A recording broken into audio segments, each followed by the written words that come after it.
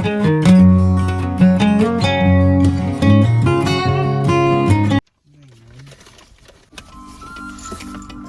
morning everyone, mga ka-hard work, mga ka-loyal. Welcome back sa ating channel. Today is Sunday.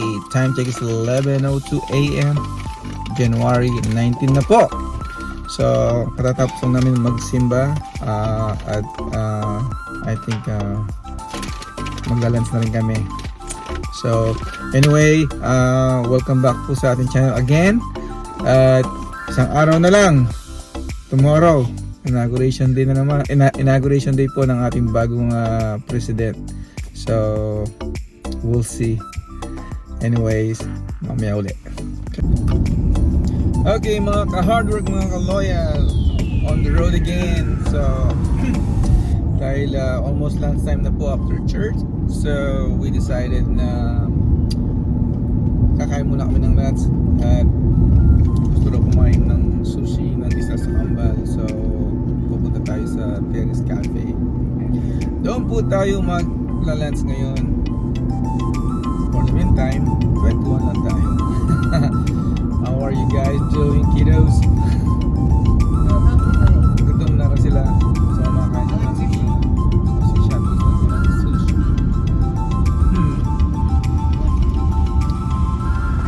Maganda ang panahon po ngayon. It's sunny. Anong temperature ngayon? It's what? In the 60s? 57. Yeah, 62 degrees. But the sun is out. That's a good thing.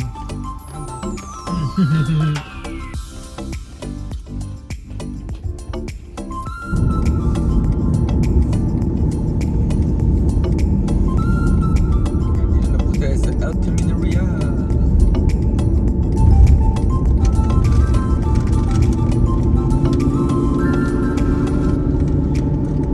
Dito po sa street na to, pag nag-drive ako dati, I look down sa right side dahil nakikita ko yung bahay ni nanay. But siyempre, mabilisan lang dahil nag-drive tayo.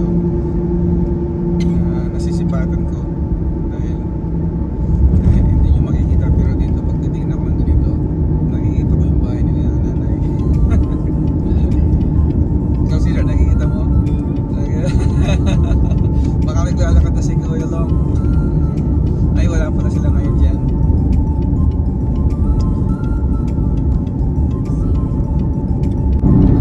Alright, yun nga po. Pag nandun ako sa area na yun, tumitingin ako sa bandang kanan kasi hillside na ganyan.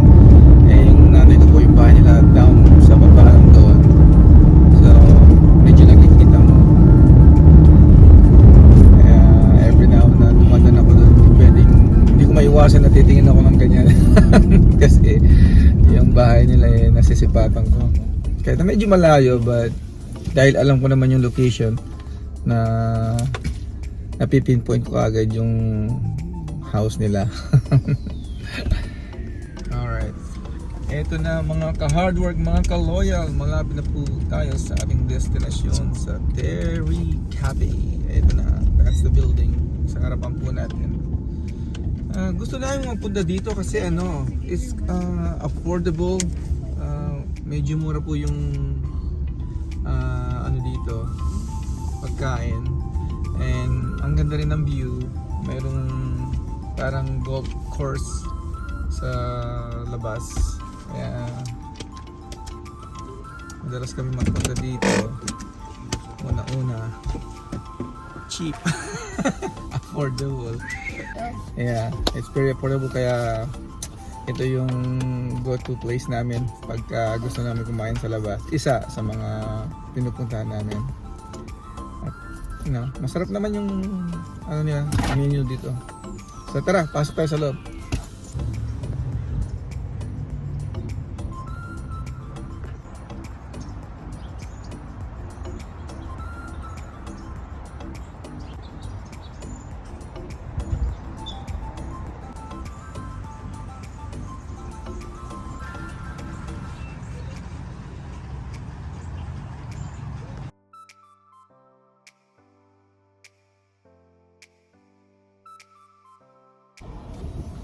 Hello mga ka-hardwork, mga ka-loyal, welcome back sa ating channel. Katatapos lang po namin mag-lunch. Time check is 12:15 p.m. It's Sunday.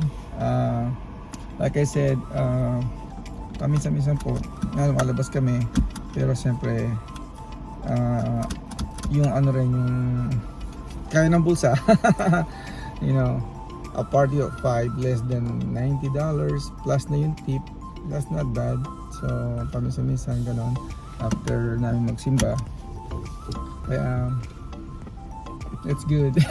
Nabusog. So tara, balik na po tayo sa bahay at may gagawin pa tayo doong mga project natin at para ipagpatuloy natin. Tara na! Hello mga ka-hardwork, mga ka-loyal. Today po magtatrabaho tayo sa ating sprinkler kasi kailangan ng palitan or maintenance. As you can see, yung front lawn natin medyo damage na yung grass natin kasi nga hindi nag-work itong ating in-off ko pala. Nag-work but in-off ko kasi yung mga itong mga to kailangan ng palitan. So kagabi o kahapon naayos na natin ito, pinalitan natin. Ngayon check naman yung pangalawa. So titignan natin, i-assess natin kung ano talaga yung problema kasi ayaw mag-pop up. There might be siguro baka leak. So work muna tayo.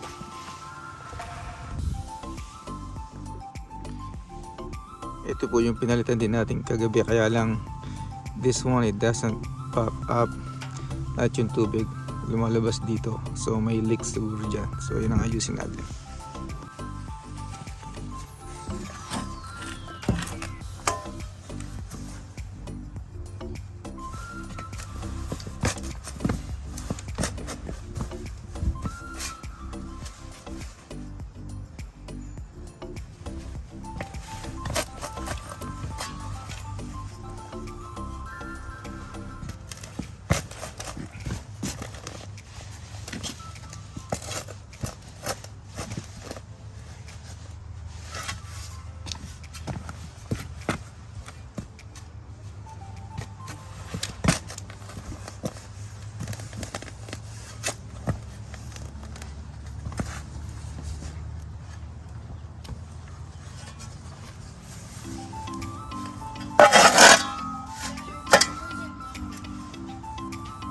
Huh? What size?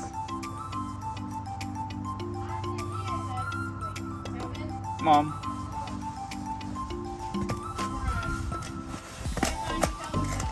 You did? Good.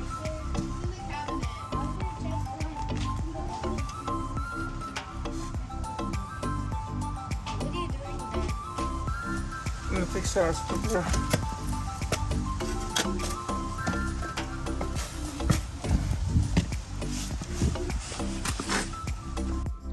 Okay, mga ka-hardwork, mga ka-loyal, I think ito yung problema natin dito.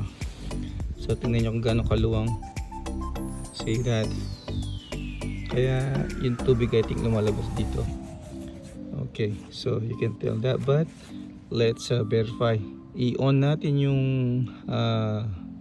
sprinkler system natin kung lalabas nga yung tubig dito. Instead, dapat mag-pop ito. Try natin. So ito po yung control natin sa sprinkler system natin.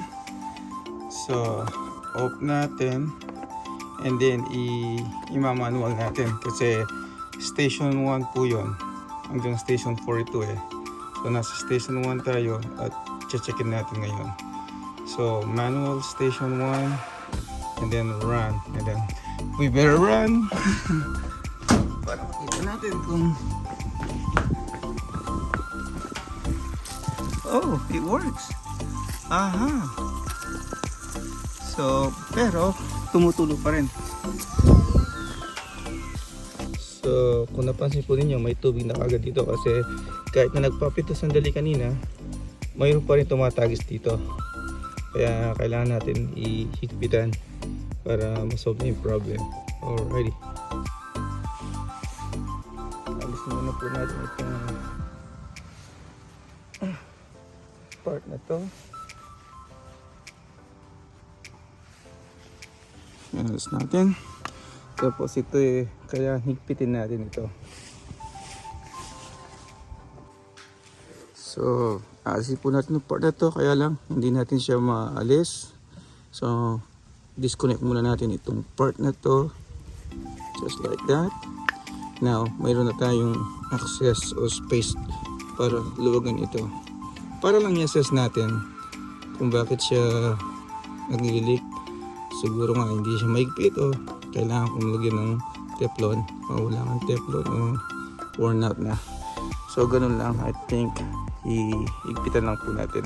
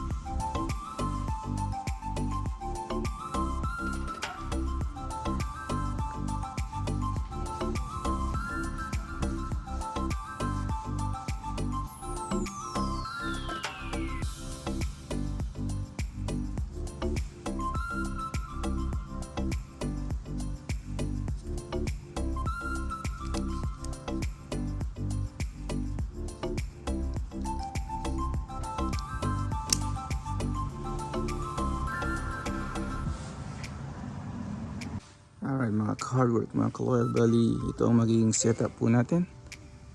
Yun, elbow dito, tapos ito papasok siya doon. Ano nakikita ninyo? Yan, pa ganyan. Sige, lalagay lang po natin. Alright mga ka-hardwork, mga ka-loyal, naayos na po natin. So itetest po ulit natin, make sure walang naglilik na tubig dito para ito maayos na mag-pop up. Checkin muli natin.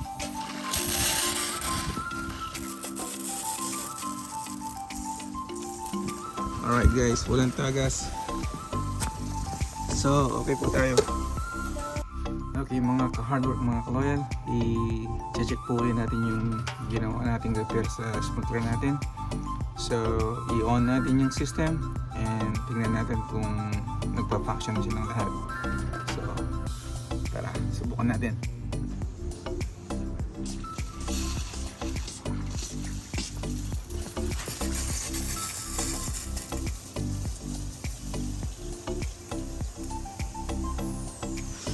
Ayos mga ka-hardwork, mga ka-loyal, mukhang nag-function naman yung mga sprinkler natin.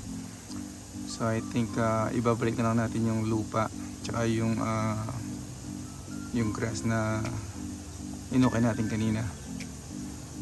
Ayun po, konting repair sa ating sprinkler system para yung grass natin dito sa harapan ay mabuhay na ulit. So it looks like it's starting to turn green na, but dahil nga po naka-off itong sprinkler natin, minamanual ko lang na idinidilig, it's not enough. Hopefully with this little fix maging green ulit itong harapan ng bahay po natin. Again, thank you all so much and thank you for watching this video. Hopefully may matutunan kayo at kahit paano na-entertain kayo. Baka may mas magandang way yung mga iba pong handyman natin dyan. At least kahit paano, I showed you na it's very doable. Hindi mo na kailangan tumawag pa ng plumber o gardener para ayusin itong mga sprinkler system po natin. Okay, again, thank you all so much. Have a great weekend. Bye!